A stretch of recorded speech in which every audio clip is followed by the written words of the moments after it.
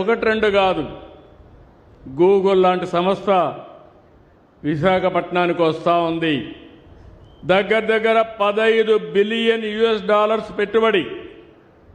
మన దేశంలో మొట్టమొదటిసారిగా 15 బిలియన్ అంటే 1,40,000 కోట్ల రూపాయలు విదేశ పెట్టుబడి వచ్చిన ఏకైక పరిశ్రమ, ఏకైక ఇండస్ట్రీ గూగుల్ అని చెప్పి కూడా నేను మీకు తెలియజేస్తున్నా.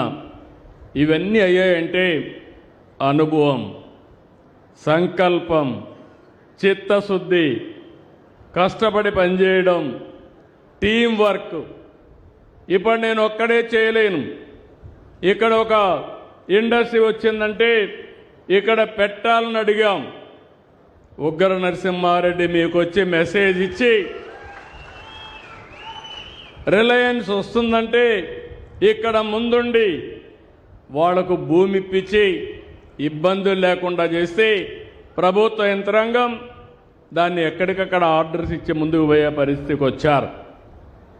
ఈరోజు ఇక్కడ కూడా అంతే. ఒక MSME పార్కు పెట్టాలంటే ఇక్కడ ల్యాండ్ ఉందని చెప్పి కలెక్టర్ గారు ఇద్దరు కలిసి పనిచేసి దీనికి ఈరోజు శంకుస్థాపన చేసే పరిస్థితికి వచ్చాం. ఈరోజు నాకు ఒక ఆనందం, ఈ దేశంలో ప్రధానమంత్రి నరేంద్ర మోడీ గారు, ఇంకో పక్క మిత్రుడు పవన్ కళ్యాణ్ గారు, వీళ్ళిద్దరూ కూడా ముగ్గురం కలిసి ఆ రోజు కూటమి పెట్టాం.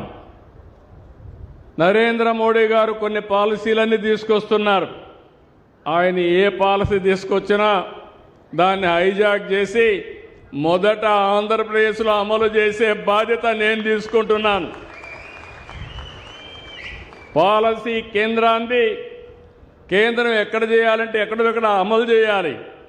వాళ్ళకి రాష్ట్రాలు ఉండవు, కేంద్రానికి రాష్ట్రాలు అమలు చేయాలి. కాబట్టి దానికి ముందు వరుసలో నేనుండి దాన్ని అమలు చేసే బాధ్యత నేను తీసుకున్నాను. ఇంకో పక్క పవన్ కళ్యాణ్ గారు నేను చేసే పనులన్నిటి కూడా సహకరిస్తూ ఇంకా బాగా చేయండి సార్ అని చెప్పి నాకు సహకరించే పరిస్థితికి వచ్చాడు. ఇటీవల కాలంలో లోకేష్ వచ్చాడు. ఆయన కూడా బాగా చదువుకొని వచ్చాడు. చదువుకున్న తర్వాత ఏదైనా నేను ఒక మాట చెప్తే వాళ్ళ దగ్గరికి వెళ్ళి 5-6 సార్లు వెళ్ళి వాళ్ళని మెప్పించి ఆ పని అయిపోయే వరకు పట్టు వదలని విక్రమార్కుడిగా పనిచేసి సాధించుకొని వస్తున్నాడు.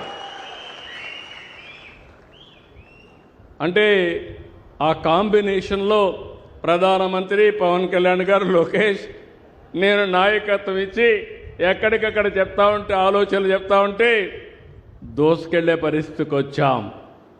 అందుకే నేను అన్నాను, నా జీవితంలో మరుపురాని రోజు చరిత్రలో మళ్ళీ 4 సార్లు ముఖ్యమంత్రి అయ్యాను, కానీ 3 సార్లు ఎన్ని పనులు చేశానో అన్ని పనులు రాబోయే 10 సంవత్సరాల్లో చేసే శక్తిని, సామర్థ్యాన్ని భగవంతుడు ఇచ్చాడని చెప్పి కూడా నేను మీకు తెలియజేస్తున్నా. ఈరోజు ఇక్కడ మీరు చూస్తున్నారు 50 MSME పార్కులు, కొన్ని ఇనాగరేషన్లు 87 ప్లేసుల్లో చేశాం. ఇంత మునిపై 55 MSME పార్కుల్ని ప్రారంభించాం. ఇంకొక 70 చేయాలి. జనవరికంతా కూడా 70 కూడా పూర్తవుతాయి. అంటే 175 నియోజకవర్గాల్లో 175 MSME పార్కులు పెట్టి ప్రతి ఒక్క కుటుంబానికి ఒక పారిశ్రామికవేత్తను తయారు చేసే బాధ్యత ఈ ప్రభుత్వం తీసుకుంటాం. మీ అందరి కోసం మీరు చూస్తే APIIC 21 ఇంజనీరింగ్ వర్కులకు మనం శంకుస్థాపనలు చేసుకున్నాం.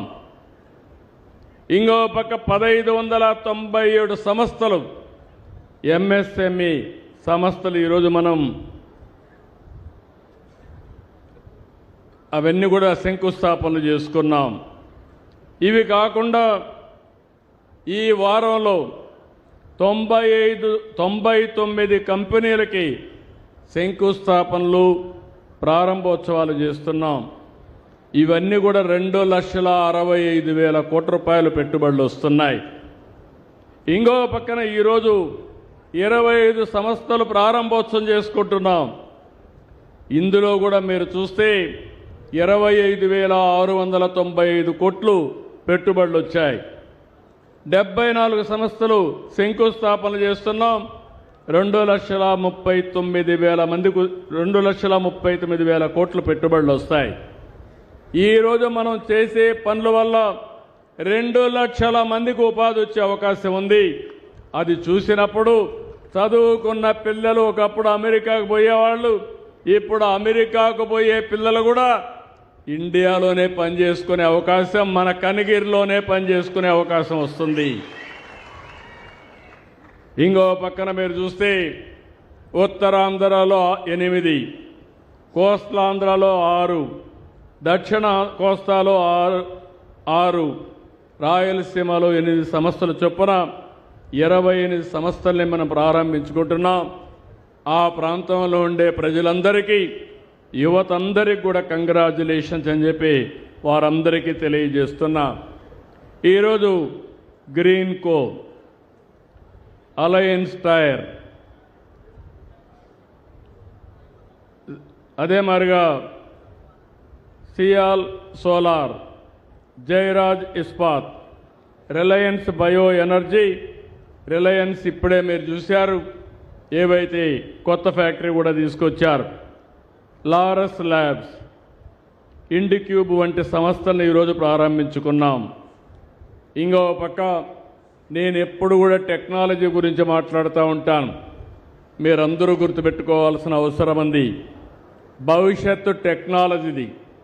నేను ఈరోజు మాట్లాడడం కాదు, 30 సంవత్సరాల కంటే ముందు ఇన్ఫర్మేషన్ టెక్నాలజీ యొక్క ప్రభావం చెప్పిన వ్యక్తినని చెప్పి మీ అందరికీ విజ్ఞప్తి చేస్తున్నా. ఆ రోజు చెప్తే ఎవరూ నమ్మలేదు. కొంతమంది ఎగతాళి చేశారు. నన్ను 420 అయ్యారు, వాళ్ళు 420లుగా మారిపోయారు. అది వాళ్లకు నాకు వ్యత్యాసం అని చెప్పి మరొక్కసారి మీ అందరికీ తెలియజేస్తున్నా. అందుకే 6-7 దేశాల్లోనూ ఉన్నాయి క్వాంటమ్ కంప్యూటర్లు. అలాంటి క్వాంటమ్ కంప్యూటరు మొట్టమొదటిసారిగా మన దేశంలో అమరావతికి తీసుకొచ్చామని మీ అందరికీ విజ్ఞప్తి చేస్తున్నా. Government of India quantum machine పెట్టారు. ఎక్కడ పెట్టాలని ఆలోచించే లోపలనే ఆ క్వాంటమ్ కంప్యూటర్ని ఆంధ్రప్రదేశ్ తీసుకొచ్చి జనవరిలో ప్రారంభం అవుతుంది. దానికి శ్రీకారం చుట్టిన పార్టీ ఎన్డీఏ ప్రభుత్వం ఇక్కడని చెప్పి మీకు విజ్ఞప్తి చేస్తున్నా. అంతటితో ఆగలేదు. క్వాంటమ్ వ్యాలీ అన్నాను. క్వాంటమ్ కంప్యూటర్లు తయారు చేయడానికి ముందుకు పోతున్నాం. రాబోయే 2 సంవత్సరాల్లో ప్రపంచానికి క్వాంటమ్ కంప్యూటర్లు మన రాష్ట్రం నుంచి ఉత్పత్తి చేసి పంపించే పరిస్థితి వస్తుందని చెప్పి కూడా నేను మీకు తెలియజేస్తున్నా. ఇందులో 1-2 దేశాలే అమెరికా, జపాన్ ఉంటే ఆ సరసన మనం చేరబోతున్నాం. ఇంకో పక్క ఒకప్పుడు కరెంట్ అంటే మీరంతా ఎక్కడి నుంచి వస్తుందో తెలియదు. ఇప్పుడు దర్జాగా మీ ఇంటి మీదే మీరు కరెంటు తయారు చేసుకోవచ్చు. ఇక్కడ ఇండస్ట్రీ ఉంది.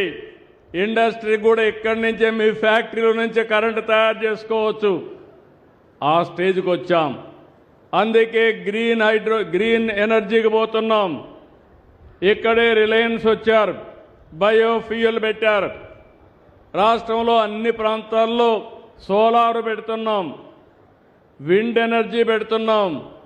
అదే మాదిరిగా హైడల్ కింద పంప్డ్ స్టోరేజ్ పెట్టి కరెంటు ఏమాత్రం ఇబ్బంది లేకుండా చేయడానికి, తక్కువ ఖర్చుతో ఉత్పత్తి చేయడానికి ఆంధ్ర రాష్ట్రాన్ని గ్రీన్ హైడ్రోజన్ వ్యాలీగా తయారు చేస్తాం. పొల్యూషన్ లేకపోతే ఆక్సిజన్ కానీ ఎక్కువ పీల్చుకుంటే ఎక్కువ రోజులు జీవించే అవకాశం ఉంటుంది. భవిష్యత్తులో ఆంధ్రప్రదేశ్ని ఒక మంచి స్వచ్ఛమైన గాలి ఇలాంటివన్నీ ఇచ్చే బాధ్యత తీసుకుంటాం. టెక్నాలజీలు ఇంతే కాదు, డ్రోన్ సిటీకి వెళ్తున్నాం. డ్రోన్ సిటీ వల్ల మొన్న చూశారు మీరు, సింధూర్లో యుద్ధం జరిగితే మన ప్రధానమంత్రి గారు కర్నూలులో తయారు చేసిన డ్రోన్ పంపించి సింధూర్లో ఏదైతే టెర్రరిస్టుల్ని చంపాలనో చంపి తిరిగి మళ్ళా వచ్చిందంటే అది ఈ డ్రోన్ యొక్క ప్రభావం అని చెప్పి నేను మీకు తెలియజేస్తున్నా. దేశంలో ఎక్కడా లేదు డ్రోన్ సిటీ. మొట్టమొదటిది కర్నూలులో ఓర్వకల్లో డ్రోన్ సిటీ పెట్టాం. మీకు రాబోయే రోజుల్లో మెడిసిన్స్ కావాలంటే అర్జెంటుగా కావాలంటే మెసేజ్ పెడితే మీ ఇంటిపైకి ఇమ్మీడియట్గా డ్రోన్లో మెడిసిన్ ఇచ్చే పరిస్థితికి వస్తాం.